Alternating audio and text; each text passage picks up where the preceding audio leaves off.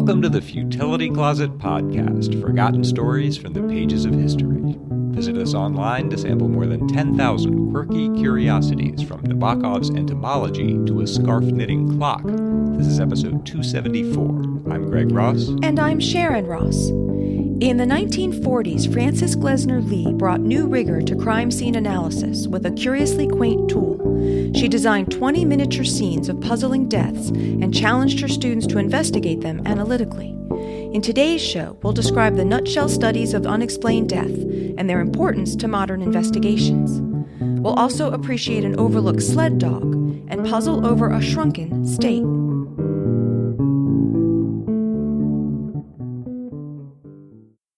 And we have a bit of sad news today. This episode was the last one to be made under the supervision of our faithful podcast mascot, Sasha, who was rather determined to be our show's podcat starting in episode 9. We'll have some more details about the news in the show notes for anyone who wants to know, and we hope at some point to find a new mascot to share our lives and podcast with in the future. Frances Glessner Lee once described her life as lonely and rather terrifying. She was born in 1878 to wealthy parents on Chicago's Prairie Avenue. Her father was a co-founder of International Harvester, the farm equipment manufacturer, and her parents introduced her to theater, art, and music, as well as many prominent intellectuals, politicians, and artists. She was extremely bright and was tutored at home and reared to exacting standards, but she had few friends and rarely interacted with other children. The house was pathologically private, in the words of one critic. It had few windows facing the street and no front lawn. The industrialist George Pullman, who lived across the street, said, "I don't know what I have ever done to have that thing staring me in the face every time I go out my door." That house would have an outsized influence on Frances Lee's imagination. She had the mind of a scientist, but she was taught the love of home and tutored in the mild feminine pastimes of that era: sewing, knitting, crocheting, embroidery, metalwork, and painting. Her parents loved the handmade objects of the arts and crafts movement, and working with them taught Lee about colors, patterns, and design. But her parents also believed that a woman's place was in the home, and while her brother went to Harvard, they denied her a college education because, they said, a lady didn't go to school. She resented that throughout her life. She said she wanted to do, quote, something in my lifetime that should be of significant value to the community. But at age 73, she wrote, "Chief amongst the difficulties I have had to meet have been the facts that I never went to school, that I had no letters after my name, and that I was placed in the category of rich woman who didn't have enough to do." She was angry and bitter at the doors that had been closed to her because of the circumstances of her birth, and that was compounded by the controlling influence of her parents, which extended into her middle years. At age 23, she married Blewett Lee, a lawyer and law professor at Northwestern University, and her parents built them a house on Prairie Avenue, which again prevented her from establishing a life of her own. Adding to this, her parents gave the couple money to maintain the lifestyle that Frances was accustomed to and that her husband couldn't support. Their son John wrote, "The marriage, instead of being a liberating influence for her, resulted in even tighter ties to her family's control. Benevolent and kindly as such control was, it was nonetheless control." The couple had 2 children, separated after 4 years of marriage, reunited to conceive a third, and then broke up for good. The split put a further strain on Lee's relationship with her family, who she felt sided with Blewett, and again she felt herself under her father's thumb financially and lacking the qualifications to support herself. All of these pressures organized to express themselves in a peculiar and brilliant way. In 1913, she withdrew to the family's 1,000-acre estate in New Hampshire and set about making an elaborate gift for her mother, an exquisitely detailed miniature representation of the Chicago Symphony Orchestra. Her work was meticulous and exacting. She attended rehearsals to observe the musicians and created dolls for all 90 of them, each with a miniature instrument and sometimes with a case. She balanced sheet music on tiny music stands, bound a little program, and placed a tiny flower into the lapel of each tuxedo jacket. The project succeeded so well that she found her parents could recognize individual players, many of whom they knew personally. It had taken her 2 months to make the orchestra. She spent 2 years on her next effort, a representation of the Flanzeli Quartet. She and her son went to a concert, sat at opposite sides of the house, and took elaborate notes on what they saw, and they got the conductor of the Chicago Symphony to write a miniature score. The quartet were invited to dinner, and at the unveiling, Lee's son wrote, for a moment nobody spoke, and then all 4 members of the quartet broke out into voluble language. Nobody listened, but each one of them pointed with delight to the eccentricities of the other 3. Quite apart from this, in the early 1930s, Lee also conceived an interest in legal medicine, encouraged by George Burgess McGrath, a friend of her brother, who went on to become a medical examiner and professor of pathology at Harvard Medical School. He told her about the need to improve the training of the people who investigated sudden and violent deaths. Forensics was still in its infancy, and there was very little training for investigators, who were liable to overlook or mishandle evidence and sometimes tampered inadvertently with crime scenes. And in most states, coroners weren't required to have medical degrees. Most of them were undertakers or had been elected for political reasons. Even at the FBI, these investigations weren't approached with real medical rigor. Lee found all of this fascinating, but her father disapproved of her interest, and it was only after his death that she was fully free to pursue it. And even then, she found that the field of legal medicine had barely been defined, and there was very little published material to guide her. So in 1931, at age 53, she underwrote a salary for a professor of legal medicine at Harvard. 2 years later, she created a library of legal medicine there, and in 1936, she established an endowment of $250,000. She hoped that the new department would help to make crime scene investigations more efficient and more accurate by studying the causes of unexplained death and communicating its findings to doctors, lawyers, coroners, and police. It would have been valuable to offer hands-on investigative training to the students, but there were laws against disclosing the details of unsolved crimes, and anyway, crimes rarely unfolded obligingly during the time period when a training session was taking place. It was here that Lee made a singularly imaginative leap. She decided to make the crime scenes herself. Working at the estate in New Hampshire, she designed 20 dioramas at a scale of 1 inch to 1 foot.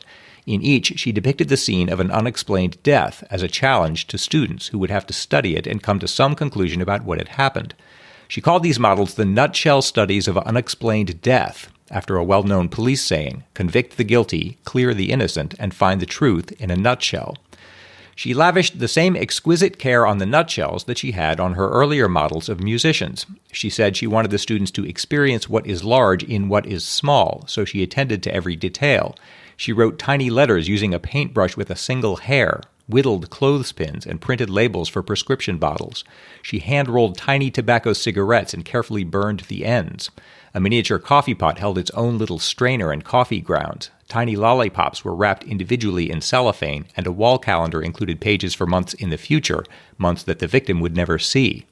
And everything in the models worked: window shades, mousetraps, whistles, pencils, hinges, doorknobs, and keys. The work was so exacting that she could turn out just 3 of these models in a year. Her carpenter said that building each one took as long as building a real house, and it cost just as much, about $3,000 in the 1940s. Each scene was a composite drawn from several real crimes, but all the details were authentic, and Lee was fanatical about getting them right. She talked to police, studied real crime scenes, interviewed witnesses, visited the morgue, and consulted with other model makers and with physicians at Harvard Medical School. She furnished the models with exquisite care. Sometimes dollhouse furniture was good enough for her standards, but often it had to be altered. She reupholstered couches to match the style of their rooms and stripped and repainted tables and chairs. She had one rocking chair remade 3 times so that it moved accurately. And she stocked her miniature dwellings like real homes. One order she sent to a dollhouse company asked for corn on the cob, a dictionary, bathroom scales, kitchen tools, a dishpan set, and a mixmaster. Where possible, she could repurpose some items. A Cracker Jack prize was used as a toy rocking horse, a Benzedrine inhaler became a fire hydrant, and a necklace charm became an egg beater. She made the corpses and their clothing herself, painting the faces in appropriate tones to indicate length of decease and, where applicable, cause of death. She knitted their stockings and clothing using needles normally used for lace making and thread unraveled from fabric, and she complained constantly that the faces and attitudes of her figures were not realistic enough. The finished models varied in size from a shack measuring 8 inches by 14 to a 3-room dwelling that was 30 inches square. None was more than 3 feet high. In one, a woman lies face up in a bathtub, her face under a running spigot. In another, a man lies face down in a log cabin, a pistol beside his head. Lee wrote, "No model attempts to actually reproduce the scene of any case, but everything demonstrated has actually happened, although not always under just the conditions shown. An effort has been made to illustrate not only the death that occurred, but the social and financial status of those involved, as well as their frame of mind at the time the death took place. Not all cases shown are crimes. Some are accidents, some are deaths due to natural causes. Some, because of inexpert or careless investigation, remain undetermined." In fact, she favored enigmatic cases to drive home the point that every clue should be considered. A murder might be staged to look like an accident or a suicide. A suicide might appear to be an accident, and an accident might look like murder. She wanted to encourage her students to appreciate the value of autopsies and lab tests and the importance of communication among the medical examiner, police, and forensic investigators at the scene of a crime.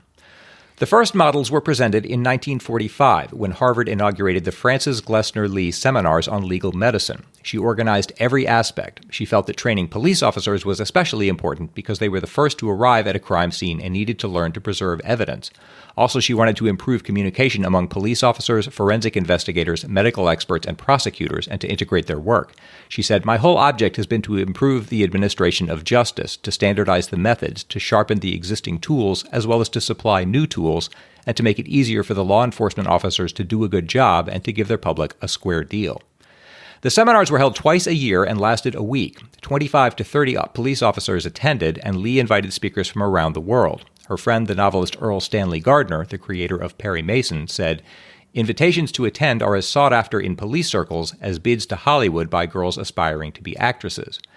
The seminars addressed every aspect of a murder investigation, including estimating the time of death, identifying victims, interrogating suspects and witnesses, and autopsy. And the participants undertook a training session in which they analyzed 2 dioramas for 90 minutes. For each, they were given a slip of paper that briefly described the scene at the time of its discovery and included names, dates, and the first statements obtained from witnesses.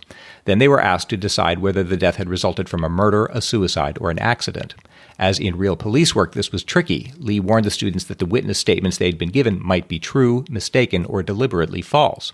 For example, in the scenario called Burned Cabin, a young man has escaped a fire at night that he says has killed his uncle. But the young man is fully dressed, which seems to undermine his claim that the fire was an accident. Lee had taken that detail from an actual crime that had taken place in 1943.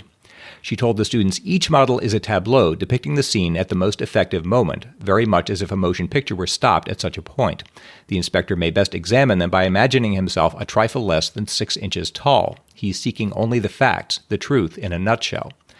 The officers took notes as they would at a real death scene and made verbal reports to the class, drawing attention to clues. They commonly offered hypotheses as to how the victim had died and supported those with details, but they weren't supposed to regard the scenes as whodunits. Lee said, "The nutshell studies are not presented as crimes to be solved. They are rather designed as exercises in observing and evaluating indirect evidence, especially that which may have medical importance." The policemen loved the seminars. Many said that the knowledge they gained and the contacts they made served them throughout their careers. Some later credited them for promotions. Lee set about organizing training courses for police schools in states around the country. That was an impressive success for a woman who had no formal training and who'd got involved in legal medicine only in her 50s. She said, "Men are dubious of an elderly woman with a cause. My problem is to convince them that I am not trying to butt in or to run anything. Also, I have to sell them on the fact that I know something of what I am talking about." Clearly she did. In time, she earned the epithet the godmother of forensic science. And it just occurred to me in researching this that as unhappy as her early life was, it was sort of necessary to lead her to this peculiar success. She had to go through all of it, I think, for the idea of the dioramas to occur to her in the first place, and for her to have the skills to pursue it. With the emphasis on home and home life, I mean, because all of her crime scenes, it sounds like, take place in a home. Yeah, pretty much. She's not doing public places or streets or other places where people could considerably commit crimes, but with this emphasis on the home, but her scientific analytical mind. And to learn the skills to do all this meticulous, tiny work. Yeah. She had to have all of that in order to actually make this real. And the work had a personal meaning for her as well. She said, "The relationship which has developed between the state police students and me is a truly unique one. They all call me mother, and to me they are all son. The students gave her cards on Mother's Day, and they described her as gracious, a mother figure, and a friend." Lee wrote, "They have been wonderfully dear and sweet to me and have brought a beautiful happiness to my last years." In 1946, the first alumni of her program founded an organization called Harvard Associates in Police Science, which still meets annually to review the material and discuss new techniques and procedures. By 1949, 2,000 doctors and 4,000 lawyers had been trained at the Harvard Department of Legal Medicine, and Lee's seminars had attracted thousands of detectives, coroners, state troopers, insurance agents, district attorneys, and reporters. She finally had to stop working when her eyesight failed, but she had a radio installed in her room so that she could still listen to police reports, and she continued to correspond with police chiefs and to champion reforms in the coroner system. She died in 1962. 5 years later, in 1967, the Harvard Department of Legal Medicine closed for financial reasons, and the nutshells were moved to the medical examiner's office in Baltimore. But the police seminars are still held twice a year, and they still follow Lee's practice of inviting speakers, holding a banquet, and running a training session with the original dioramas, which the participants still praise. Baltimore Police Detective Ruganzu Howard told the London Times, "The most valuable thing I took away is that things are not always what they seem." His colleague Robert Ross said, "It really is like a puzzle, and that's what makes it real, because in a real investigation, it's like that. You walk into a house and you don't know what's evidence and what's not, so you have to look at everything." In 1949, Alan Moritz, the head of the Harvard Department of Legal Medicine, had said, "The amazing truth is that in most localities in the United States, official medical investigation of unexplained deaths is so casual and inexpert that clever murderers often go free." Frances Lee had set out to change that, and her dioramas helped to show the importance of preserving an accurate record of a crime scene at the moment of its discovery. In that spirit, panoramic cameras are used today for that purpose, and soon 3D printed images of crime scenes may be added as well. Corinne May Botz, a Baltimore photographer who spent 7 years researching Frances Lee's nutshells, says that though forensics is widely known today through television programs and even high school courses, Lee's dioramas are still valuable because, quote, "the ability to properly identify, evaluate, and preserve evidence at the crime scene remains a critical part of an investigation."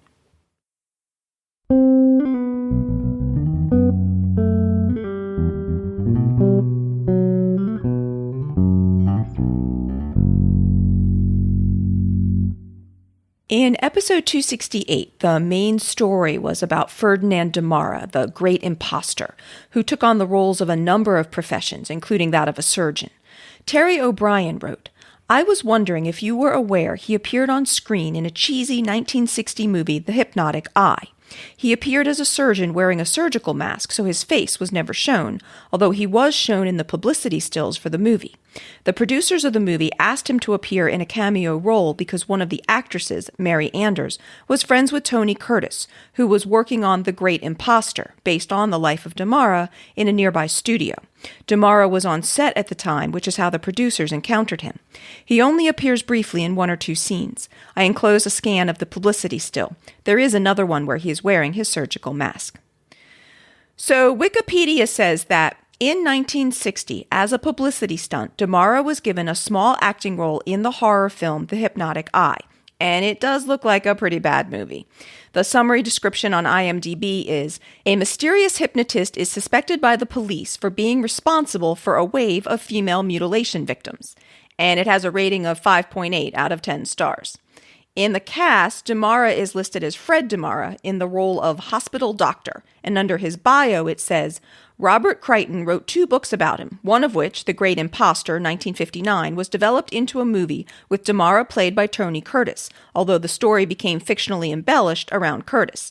This notoriety got Damara 1 acting role in the movie The Hypnotic Eye. While he was a convincing actor in real life, he did poorly on film." And I thought that was a little amusing that maybe he did better actually performing as a surgeon in real life than he did just trying to pretend to be one in a movie. There is something fitting about that, sort of pretending to be someone else. And John Wood from Edmond, Oklahoma wrote about Damara, "While listening to the most recent episode, I realized that the story sounded very familiar. My wife and I have recently started watching through the show MASH from the beginning. The episode Dear Dad Again in Season 1 features a character named Adam Casey, who, while appearing to be a fantastic surgeon, is found later to be a fraud. Looking this up in a fan wiki, it does indeed appear that Captain Casey is based on Ferdinand Damara. I enjoy the show and love when the stories you do seem to coincide with other things in my life." MASH was a rather popular American television series that aired from 1972 to 1983 and was set at a mobile army surgical hospital during the Korean War of the early 1950s. And it makes sense that they would have thought of having a character based on Damara on the show, as one of his most famous exploits was his posing as a surgeon during the Korean War, though that was for the Royal Canadian Navy rather than the American Army. The Damara-inspired character of Adam Casey appears in the 18th episode of the show and aired in February of 1973. Apparently in the show, after the character's deception is caught and he is told to leave the hospital, he admits that he has posed as a number of professions, such as a lawyer and an engineer, as he has the talent for them, but he doesn't have the patience or drive to pursue formal qualifications. By the end of the episode, the character is already posing in another role as a chaplain. I used to watch MASH. That you said there was 73, so Yes. that was one of the earlier ones. Yes. But it was on forever in reruns, and I think I can just barely remember that episode. Oh, really? I mean, I didn't know who Damara was at the time, but that's really interesting. John also sent an update to the story of the 1925 serum run to Nome that we covered in episode 46 about a desperate attempt to use a relay of dog sleds to stave off a deadly diphtheria epidemic. John said, "I saw today that Disney has apparently made a movie about the 1925 serum run to Nome. The film will star Willem Dafoe and will be out December 13th on Disney+. I don't have much more information, but a first look of Dafoe as Seppala has been released. Here are a couple of related links." And we do often hear that some of the stories we cover have been made into movies, and sometimes we don't mention it on the show because the movies are usually pretty fictionalized versions. But we did get a good bit of email after episode 46 from people who apparently very fondly remembered the 1995 animated film Balto, which focused on one of the particular dogs involved in the serum run. Interestingly, the new film is called Togo, after another of the dogs that featured in the story, and Dafoe will play Togo's owner, Leonard Seppala. The movie Balto was a rather imaginative take on the story of the serum run, so I guess we'll have to see how true-to-life Togo tries to be. But it's nice to see that Togo is getting some attention. Balto certainly deserved a lot of credit for his role in the feat, but he seemed to receive a disproportionate amount of the media coverage at the time, and he even had a statue erected of him in Central Park. As I mentioned in some follow-up in episode 47, Balto starred in a short documentary from 1925 titled Balto's Race to Nome, for which IMDb lists the full cast of the movie as Balto playing himself. And he made guest appearances in several other short films in the 1920s and 30s. And as I said, a number of people remember him today from his more recent film and its sequels. But while the animated movie and the 1925 documentary seem to credit Balto for the whole serum run, it was actually Seppala and Togo who covered the longest, most dangerous leg of the run, nearly twice the distance of any other team, so it's nice to see him getting his own movie. And while looking into this, I did see that there was another movie released just last month about the serum run called The Great Alaskan Race, which seems to have focused primarily on Leonard Seppala and his story, but it also appears to have been rather poorly reviewed. It has a score of 29 out of 100 on Metacritic, and as usual, it seems to be somewhat fictionalized. So we'll just have to hold out hope that Togo does better. Yeah, it's still good to hear that almost a century later that Togo's getting some more credit. It's interesting, though. It's such a good story in itself. Yeah. I mean, it's just such a good story, but they feel like, well, we have to make it a better story or a different story or change things. You could just tell the story. Yeah, especially in that case, you're right. A lot of the time they fictionalize them because it's not dramatic enough or it's right, not quite a good enough story. It's rare that real life kind of organizes itself to make a satisfying drama, but in this case, it really did. It really did. The main story in episode 63 was about rainmaker Charles Hatfield, who was hired by the city of San Diego to relieve a 4-year drought. After he started his work in January 1916, torrential rains caused some of the most extreme flooding in the city's history. Courtney Fawson wrote, "Hi Sharon, Greg, and Sasha.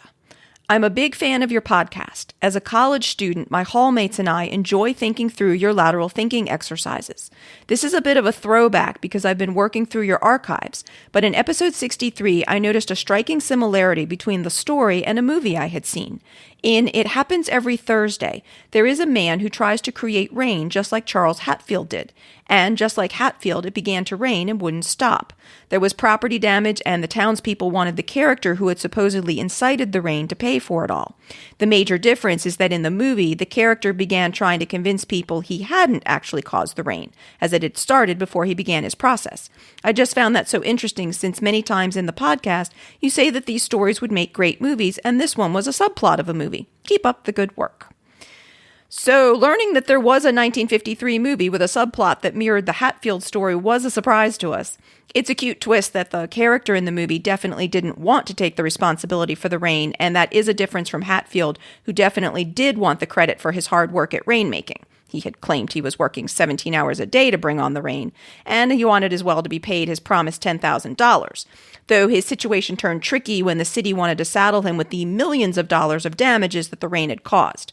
And for those who don't remember back to episode 63, in the end, in Hatfield's case, after 2 trials, the rain and flooding was deemed to be an act of God, so Hatfield neither got paid nor was held liable for the damages.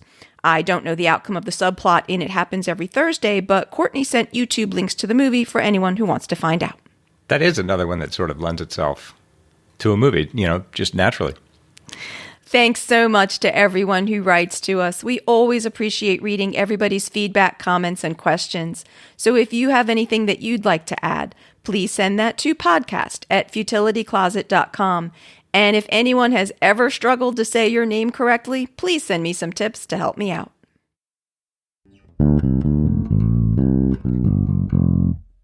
It's Greg's turn to try to solve a lateral thinking puzzle. I'm going to give him a strange-sounding situation, and he has to guess what's going on, asking yes or no questions.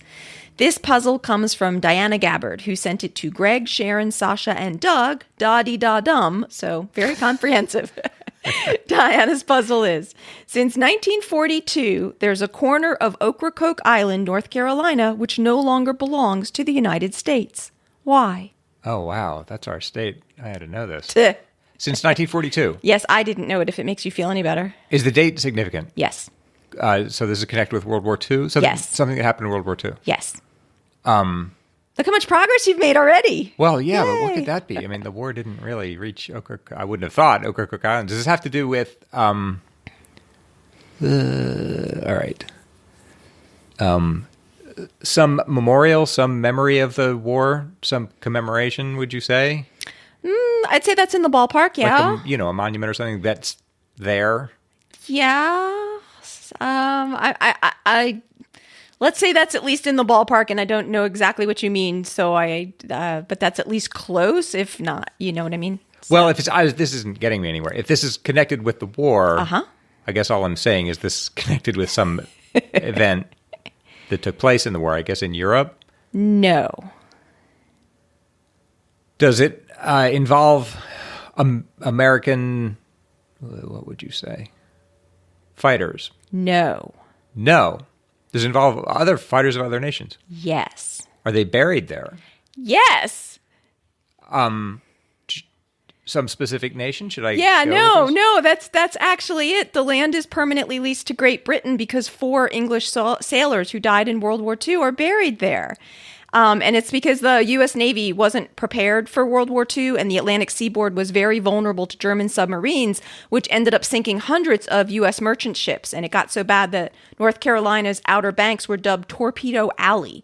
Many of these merchant ships were headed to Great Britain with food and war supplies, so a fleet of British ships came to help defend them while the U.S. Navy tried to ramp up. And the HMT Bedfordshire was hit by a torpedo on May 11th, 1942, killing all 37 British sailors on board. 4 of the bodies washed up near Ocracoke, and a small plot of land was turned into a British cemetery for them. It will be leased to Britain as long as they are buried there, so that they are technically buried on British soil. There's a yearly ceremony for the sailors, attended by representatives of the British Royal Navy and the U.S. Coast Guard, and there are plaques commemorating the ship and its crew with some lines from the British World War I soldier Rupert Brooke. If I should die, think only this of me, that there's some corner of a foreign field that is forever England. Oh, that's nice. Isn't that really sweet? So thanks to Diana for a sadly fatal but really touchingly sweet puzzle. And if anyone else has a puzzle for us, please send it to podcast@futilitycloset.com. Futility Closet really relies on the support of our listeners. If you would like to become one of our wonderful patrons who help support the show and get bonus material such as outtakes, extra discussions on some of the stories, more lateral thinking puzzles, and peeks behind the scenes of the show, then check out our Patreon page at patreon.com/futilitycloset or see the support us page at our website at futilitycloset.com. At our website, you'll also find over 10,000 quirky curiosities. The Futility Closet store, information about the Futility Closet books, and the show notes for the podcast, with links and references for today's topics. If you have any questions or comments, you can email us at podcast@futilitycloset.com. All of our music was written and performed by the illustrious Doug Ross. Thanks for listening, and we'll talk to you next week.